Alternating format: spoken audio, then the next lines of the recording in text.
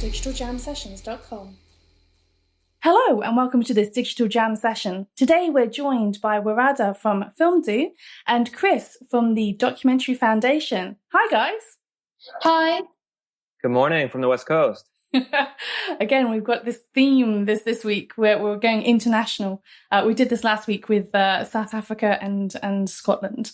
So today we've got representation from the West Coast, as Chris mentioned. And Warada, where would we technically say you're from? Well, I'm from Thailand originally, but Filmdoo and myself are based in the UK, London at the moment. Okay, awesome. So guys, why don't you introduce yourselves and tell us a little bit more about exactly what you do? And why don't we start with you, Chris?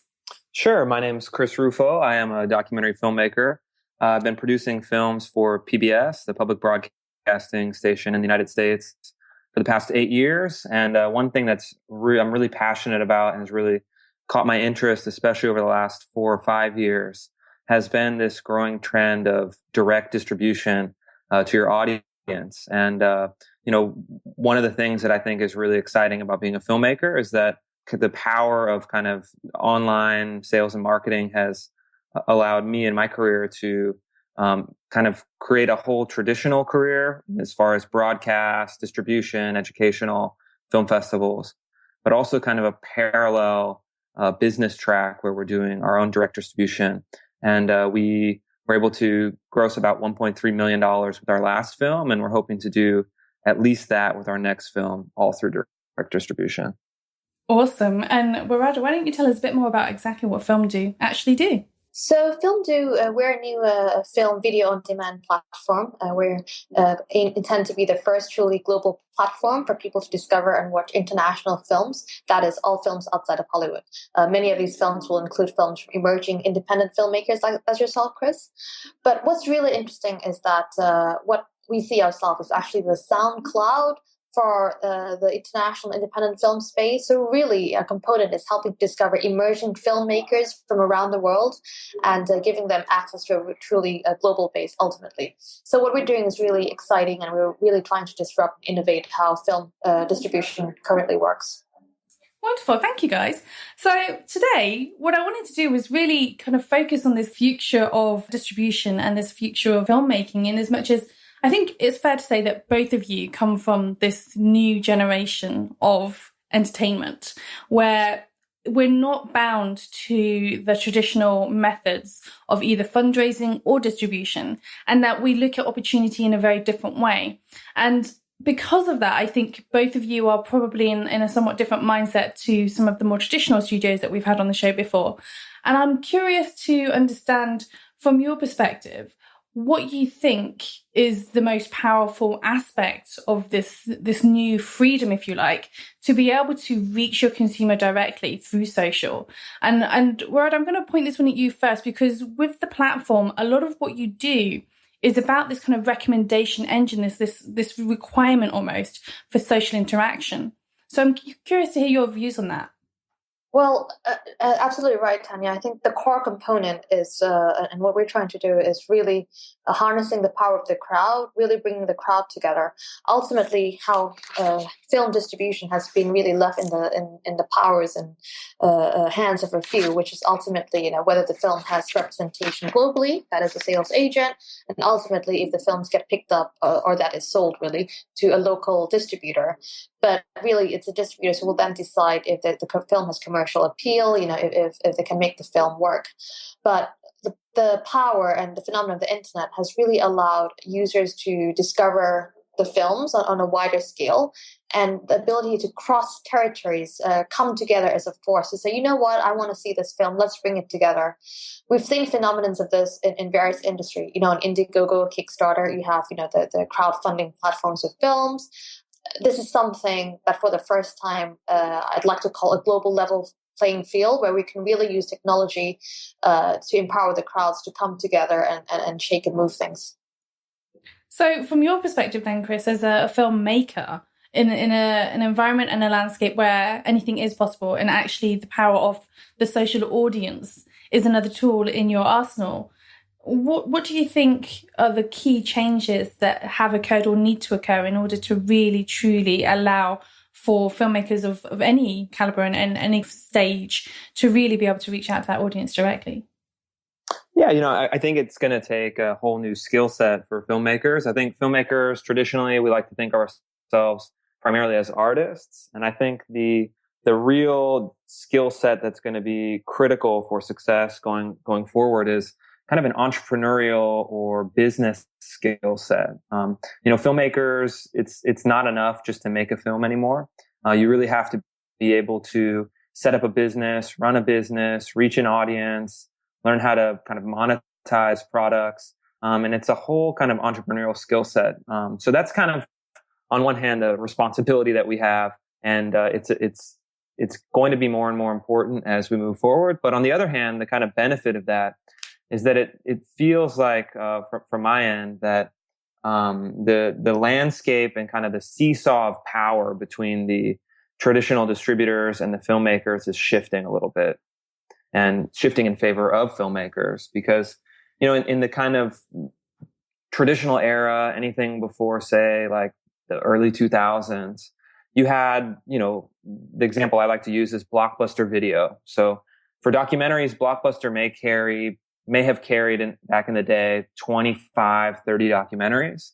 So really the only documentaries that were making any money were kind of industrial scale, commercially appealing, kind of award-winning documentaries that appealed to a broad audience. And there was very, very limited numbers of slots, and they were all basically controlled by very few distribution companies that essentially held all of the bargaining power.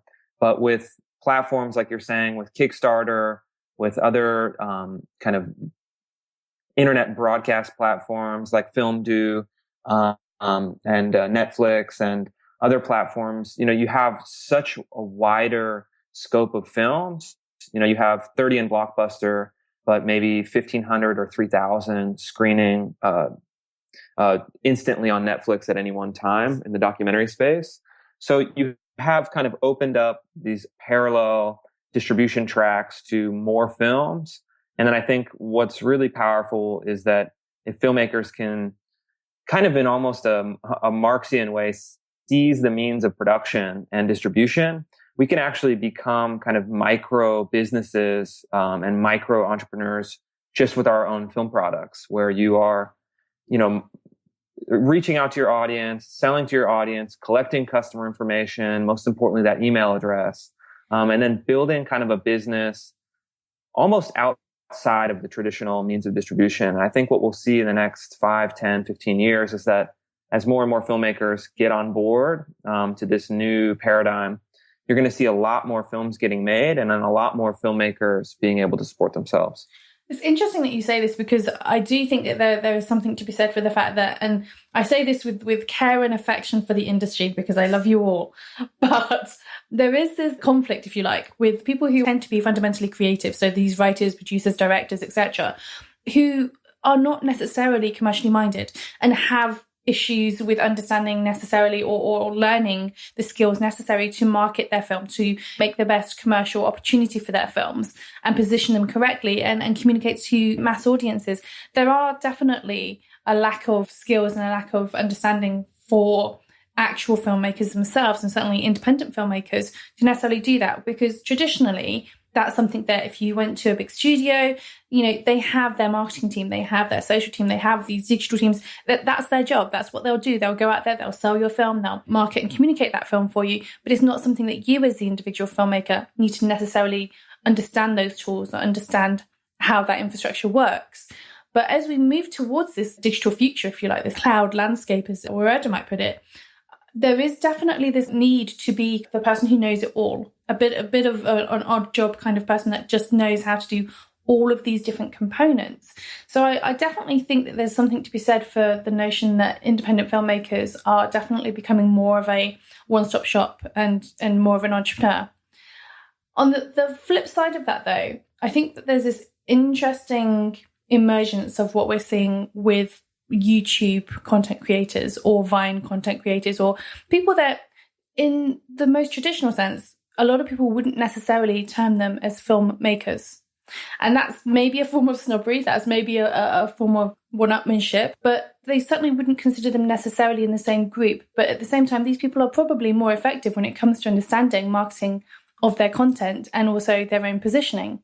And I'm curious whether or not you think that there is any skill sets there to be learned from this generation of YouTube content creators or, digital content creators in general that could be applied to traditional filmmakers. Of course, yeah, definitely. I mean, I think, wherever you can learn a good lesson, it's worth learning. So I think certainly kind of like the YouTube generation, short content generators, viral content generators, those lessons don't always apply to kind of a feature film or a feature documentary, but oftentimes they do. Other content creators, my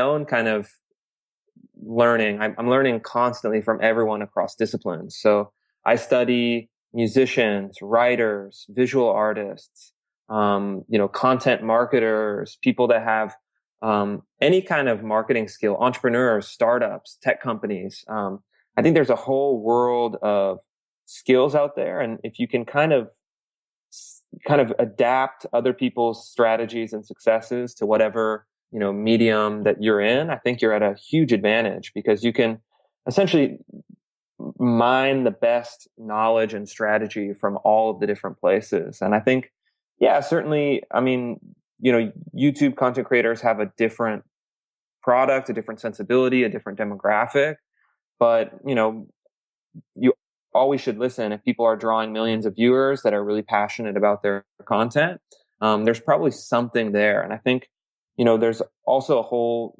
a host of literature on the subject. So you look at a book that I just finished by Jonah Berger, a professor at the Wharton School of Business at University of Pennsylvania, called Contagious. And, it's a very serious economic, social science, thinker who's packaged a book about what makes ideas spread. And this is everything from viral videos to the New York Times most shared list to slogans to marketing campaigns of restaurants. And one of the things you'll learn is that it's like a core set of ideas that really empowers a lot of media across different platforms. And I think we're very wise to pay attention. Absolutely. But I'm kind of curious from your perspective. Obviously, you're talking about a new and different approach to licensing, if you will, and the nature of this kind of cloud platform for distribution. One of the things I'm very aware of is that a lot of our listeners may not necessarily be aware of exactly how licensing works or how the distribution structure works. And I wonder, from your perspective, how do you feel that you differ from the traditional methodology, so to speak? What we differ is in accelerating that distribution process rather than changing it. But because essentially, as I said, especially if you're an independent or international filmmaker, especially for small and medium-sized production companies or sales agent, you often don't own the distribution chain end to end. So effectively, what we're doing is if you're the right holder of a film, you don't need to have someone represent the film globally to try to sell that film for you. You don't need to find a local buyer for that film, a local distributor. And then sometimes, even when you have a local distributor, you often can't even put the films directly on a online platform. Sometimes you have to pass through what they call a layer of content aggregator. Many times, these content aggregator will end up charging independent filmmaker anything from $500 to $1,000 per film to get it in the right digital format. But what they do is obviously they help get that film across as many platforms as possible. The reason being that a lot of these online platforms don't want to deal with a lot of the smaller contracts. So effectively, what we're trying to do is we're trying to be the friendly, easy, promotional friendly place for people who don't often have the resource to market these films and then ultimately get these films distributed and access.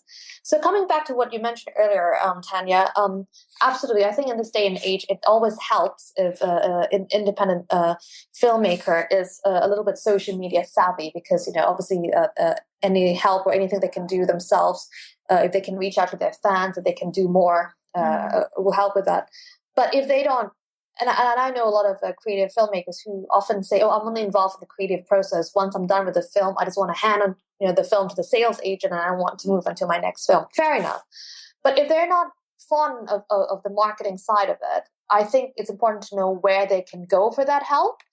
And for example, I've seen, if it's YouTube YouTube generations are doing well, there's a lot that they can learn from them, or often even partner with them. Maybe even bringing a YouTube star to star in their film. What can they do together to harness on that as part of the creative process? In fact, I know quite a channel called Wong Fu Production, a Chinese American YouTube channel. They have a very active YouTube channel, and now they're looking to produce their own first feature film. I think crowdfunding as well. So I think there's a lot of fluidity, and the line is blurring. But fundamentally, it's knowing where you can go for that help, and Filmdoo is trying to be at least a resource or a friendly platform to help emerging filmmakers and films that otherwise would not really get distributed otherwise. Absolutely. It's really interesting because one of the question that's kind of rattling around for me right now is there is this sentiment, especially with crowdfunding platforms like Kickstarter or Indiegogo, that it's no longer necessarily about fundraising so much as it is about validation. We like to call it crowdlifting rather than crowdfunding, where we talk about being able to prove or justify and validate that the product has traction or that there is an audience that exists for the product. So my question to you is this, which is, with something like Filmdoo, do you still think that there is a requirement or a necessity to be able to validate that audience, irrespective of whether or not the filmmaker is good with marketing or not? But being able to certainly come to somebody like yourselves with a film and say, look, we don't have a sales agent yet, but we've got 1 million people who want to watch this film, is surely more impactful for you than somebody who comes to you with just a film saying, I want to get onto my next film. Yeah, I mean, of course. I think the situation is actually very illuminating, because if you have a million people that have backed you, you have a direct mechanism to contact them, and they're already excited about your film. I mean, you'd be crazy to go to a distributor in the first place. Like if you have that active an audience that you can directly touch, you're perfectly primed for self-distribution. And in fact, you're going to make a lot more money if you take on kind of a self-distribution campaign, even at a very small level. Because that's like the goal, I think, for all filmmakers, is to have an audience already built by the time you release your film. And, for some films that's possible, for some films that's not possible. For example, a film I saw on Kickstarter recently was all about, I think, Leonard Nimoy, the Star Trek captain. And, he has a rabid fan base that's already mobilized that they can reach out to. And they did really well on Kickstarter, and I'm sure they'll do really well in distribution. So certain films... I have to insert here, because I know that half of my listeners are going to be really geeky about this and say that Leonard Nimoy was not the captain. Okay, I don't know. I have Spock. No idea. I'm not a Star Trek person, but he's somebody on the ship. Mm-hmm. But, and that's the thing. It's like, I'm not in that target audience. I don't really know anything about him besides that he's somehow associated with Star Trek. But what you're saying is true, is that there's a lot of people that love Star Trek, that love Leonard Nimoy, that would love to watch a documentary. So you have kind of a built-in audience. So I think, like, ideally that is where you want to be, as a filmmaker. And it's not always possible, and it's not always necessary. There are a lot of films that, when they're getting started, you'd say, oh man, this is not going to reach anyone. I don't know about this. But they're so incredible or amazing that they can actually find an audience after the film is done. But I think the more you can work backwards, I like to think of it as working backwards. So, if you're thinking about making a film, before you start putting in any time or money into that film, I think you should actually visualize and envision what's it going to look like and what are your goals at the end of the process. And I think you want to have kind of 3 ways of looking at your goals. You want to have kind of your creative goals. So your artistic goals, what do you want to say with this film? And does that kind of align with what you're doing? Your financial goals. So, all right, well, what does my bank account look like at the end of this film? And then your impact goals. So yeah, what kind of impact do you want to have on the world? And what do you want to kind of if it's an issue-driven film, especially, how do you want to move the world or have an impact? So I think that the more you can get clarity on those goals and then work backwards, and then hopefully you can work backwards far enough that you arrive on step one and you say, hey, this film actually could very feasibly get me to achieving all of these goals. It makes sense. There's a direct path. It might work.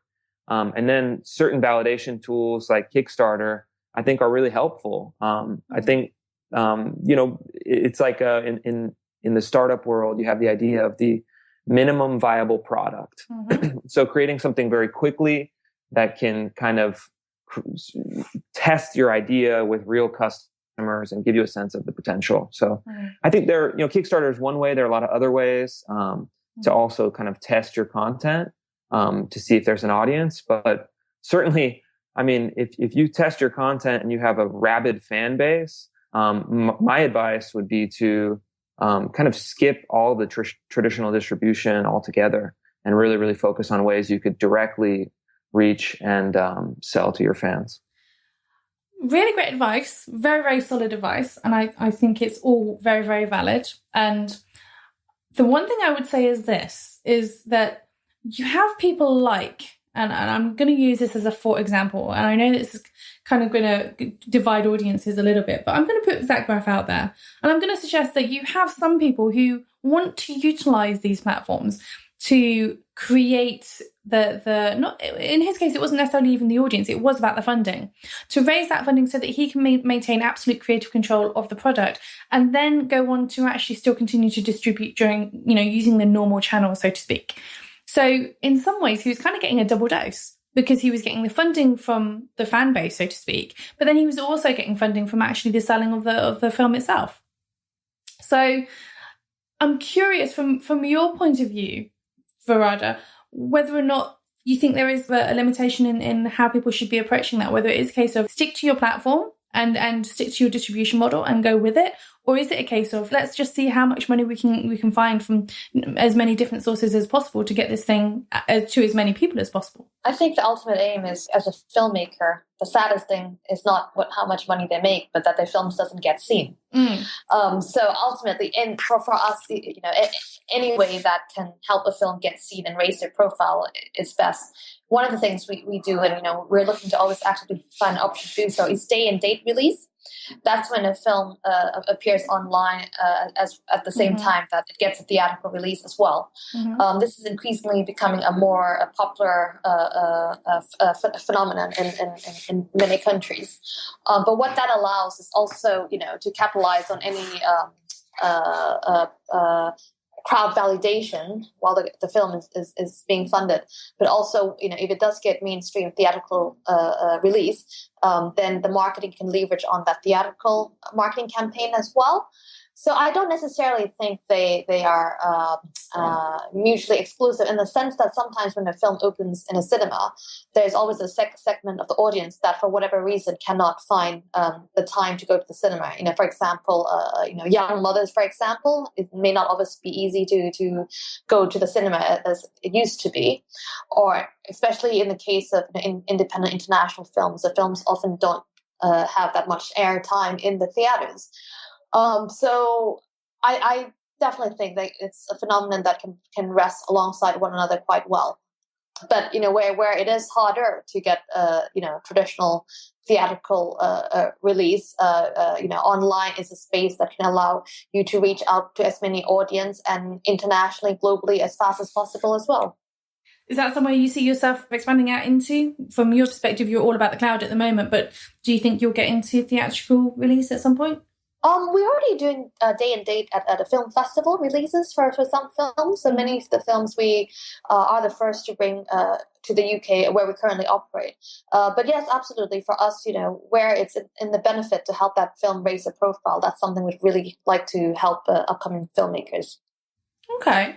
So from my perspective, one of the things that we like to ask all of our guests at some point in the show is for them to share with us their thoughts and their views on what they think the future of their industry will be, whether that's a technological change, a cultural change, a innovational change that needs to happen or that they think is coming within the next 5 to 10 years that will change the way that they do business? And I'm curious to hear your take on this, Christopher. What do you think is going to be that key shift that's going to change the way that you do business, for example?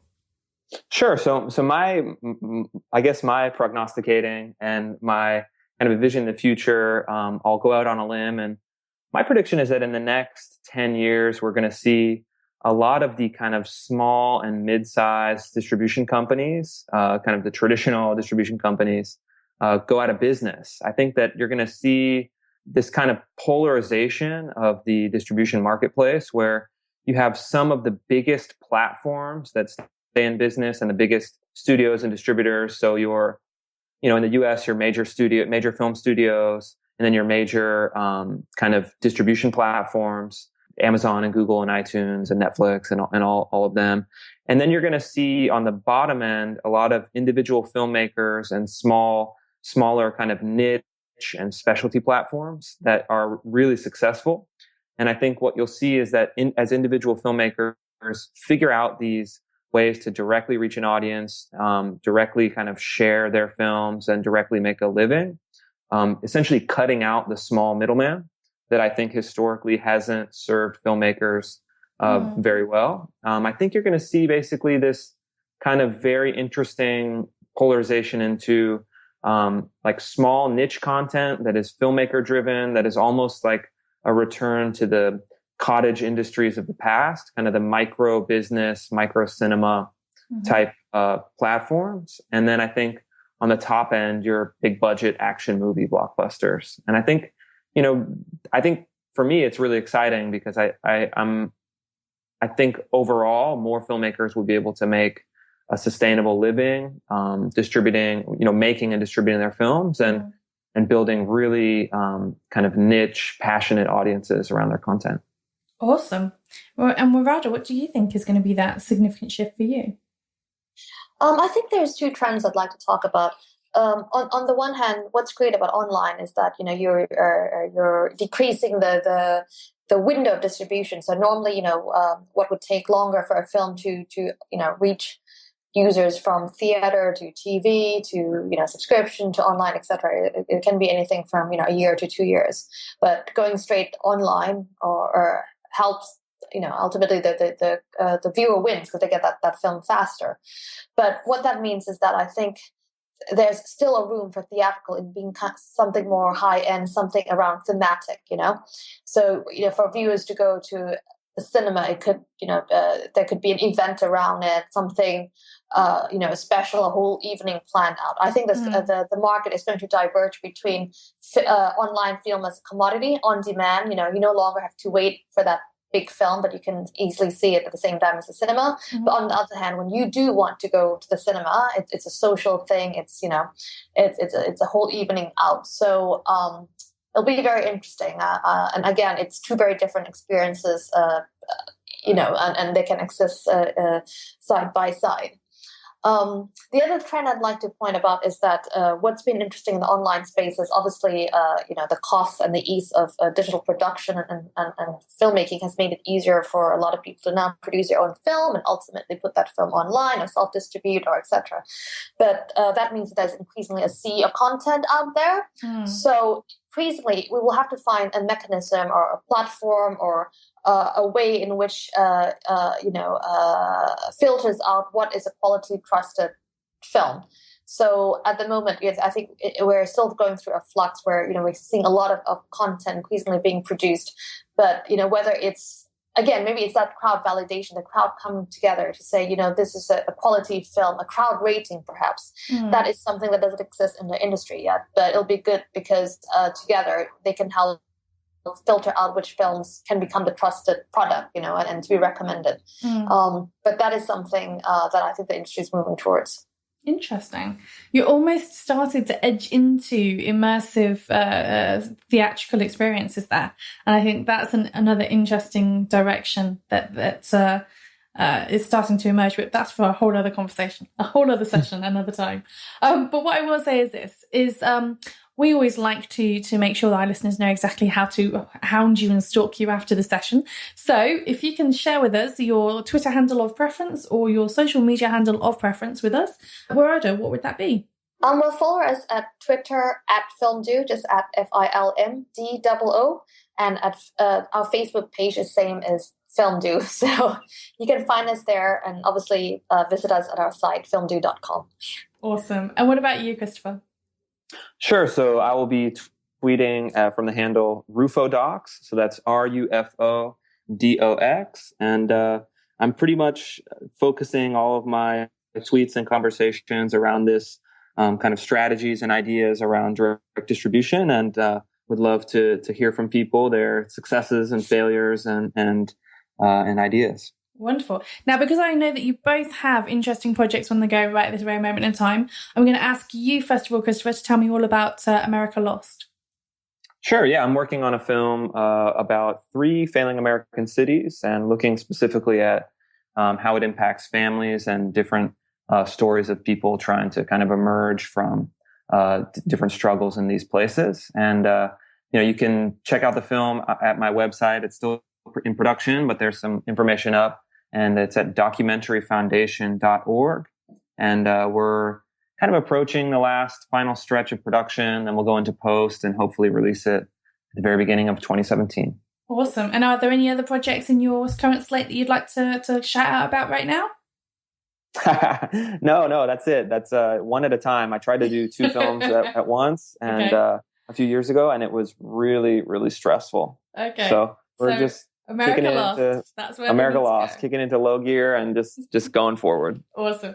And Warada, if I recall rightly, you have a competition of some sort that you're focused on right now. Do you want to tell us all about what's going on with that? It's not as a competition as such, but it's a call for content. So as you can appreciate, we're always looking for, we're trying to grow our film catalog at the moment. So, we're looking for interesting films, documentaries, and soon we're about to launch a short film channel as well. Mm-hmm. So, if you're a filmmaker out there, and yes, you, Chris, as well, we'd love to hear from you. Send us your film trailer, and, if it's an interesting film that we could love to show on Filmdoo, firstly in the UK and ultimately when we roll out internationally. So the email to contact us best is info@filmdoo.com, and I'd love to hear more about your films. Okay, wonderful. Well, thank you very much, guys, for joining us today. And thank you, guys, for listening. If you're enjoying this content, then don't forget to subscribe and review. Thanks again for joining us on today's Digital Jam session. Thinking of starting your own podcast? Why not speak to the GL Pro UK team? They handle all of our podcasting service needs. Tell them that Digital Jam Session sent you, and you'll get 10% off your first order. Find out more at www.glpro.co.uk. DigitalJamSessions.com